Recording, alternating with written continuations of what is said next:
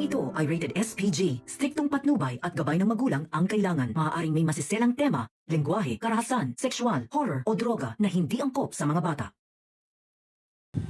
Tapos na ang paghahanap sa sospek sa pagkamatay ni Attorney Meredith. Alamin natin.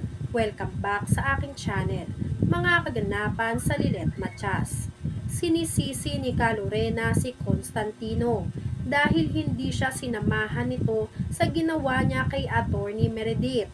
Dito na nagtaka si Constantino kung ano ba ang ginawa ni Calorena kay Attorney Meredith at bakit parang takot na takot si Calorena na maging sospek sa pagpatay kay Attorney Meredith.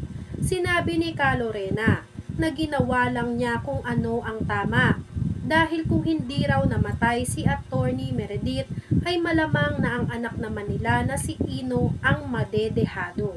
Mabuti na lang raw at nangyari lahat ng yon kay Attorney Meredith.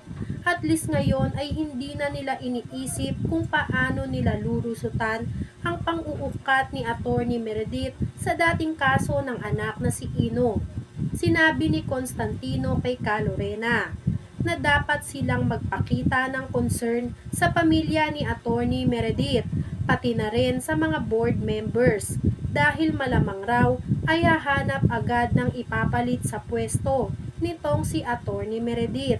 Natatakot si Calorena na magpakita sa kahit na sino dahil ayaw ni Calorena na madamay pa siya sa pagkamatay ni Attorney Meredith, pero hindi raw po pwede na mangyari ang sinasabi ni Calorena. Kailangan nilang magpakita ng concern sa pamilya ni Attorney Meredith para hindi sila lalong paghinalaan ng mga ito. Lalo pa at alam nila na matindi rin ang alitan ni Calorena at Attorney Meredith. Totoo kayang may tinatago si Calorena kay Constantino? Masaya kasi si Calorena sa pagkawala ni Attorney Meredith dahil sa wakas ay hindi na nila poproblemahin ang bagong kasong sinampa kay Ino na si Attorney Meredith ang hahawak sana. Mabuti na lang raw na anak ni Attorney Meredith ang umiiyak ngayon, hindi ang anak nila na si Ino. Patuloy pa rin nga sa pagkonsinte si Calorena at Constantino sa anak nilang si Ino. Kahit na alam nga nila na guilty ang anak nilang si Ino sa kasamaang ginawa nito. Sinabihan na rin ni Constantino si Calorena na baka kalat naman ni Calorena ang susunod nilang linisin kung sakali nga na may kinalaman si Calorena sa pagkamatay ni Attorney Meredith. Kilala ni Constantino ang asawang si Calorena. Handang gawin ni Calorena ang lahat alang-alang sa anak nilang si Ino. Kahit na nga ikapahamak pa ni Calorena, wag lang maapi ang anak niyang si Ino. Kaya hindi mawala sa isip ni Constantino na baka may kinalaman ang asawang si Calorena sa pagkamatay ni Attorney Meredith. Sa kabilang banda, hindi tumitigil ang major na may hawak ng kaso ni Attorney Meredith. Kailangan niyang mahuli kung sino man ang sospek sa pagkamatay ni Attorney Meredith para mapanagot ito sa batas. Sinabi ni Lynette ang sinabi sa kanya ni Tinang Ses na nakita ni Tinang Ses si Evelyn na katulong nila Attorney Meredith sa isang pharmacy. Nung gabing bumili rin si Tinang Ses ng gamot para sa high blood niya. Kaya nagpunta agad ang investigador sa nasabing pharmacy at hindi sila nagkamali. Nakita nila ang CCTV footage ng pharmacy, kaya agad-agad pinanood ng investigador sa lahat ng nakuha nilang ebidensya. Nakita sa CCTV ang katulong nila na si Ate Evelyn. Buong akala ni Eira ay nagpaalam si Evelyn kay Attorney Meredith na uuwi muna sa bahay nila. Kaya maiiwan muna si Attorney Meredith mag-isa sa bahay nito.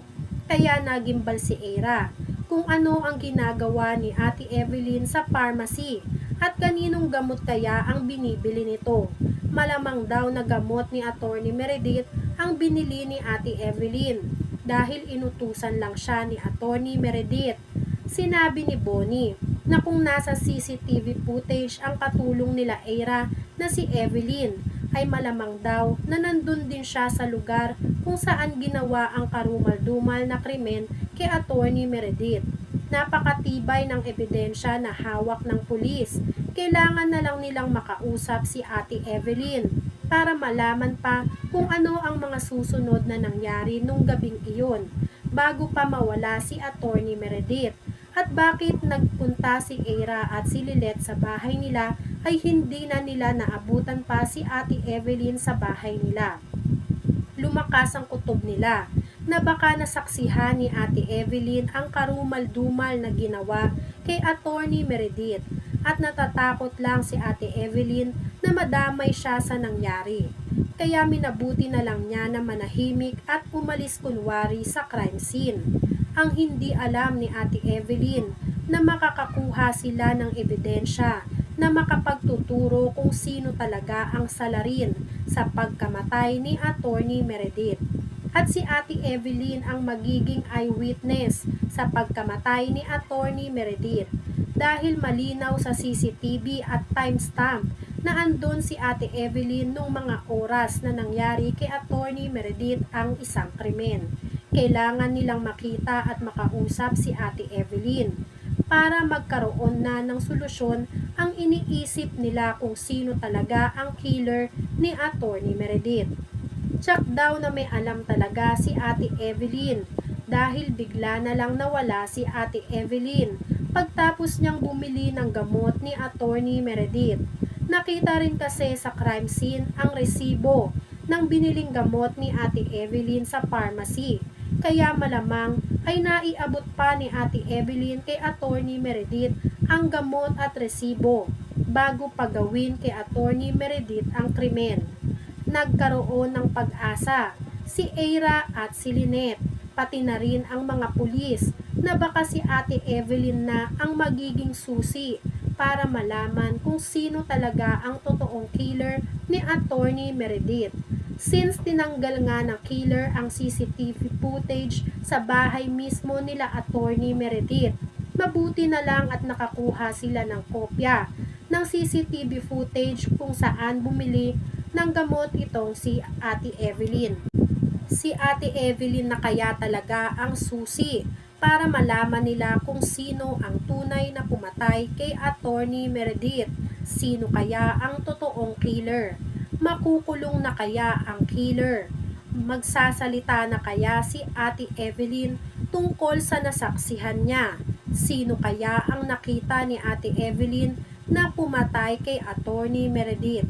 Yan nga ang mga kaganapan at mga dapat nating abangan dito sa Lilet Matias. Kung gusto nyo pa ng mga ganitong klaseng video, ay mag-subscribe at i-like itong video na to. Maraming salamat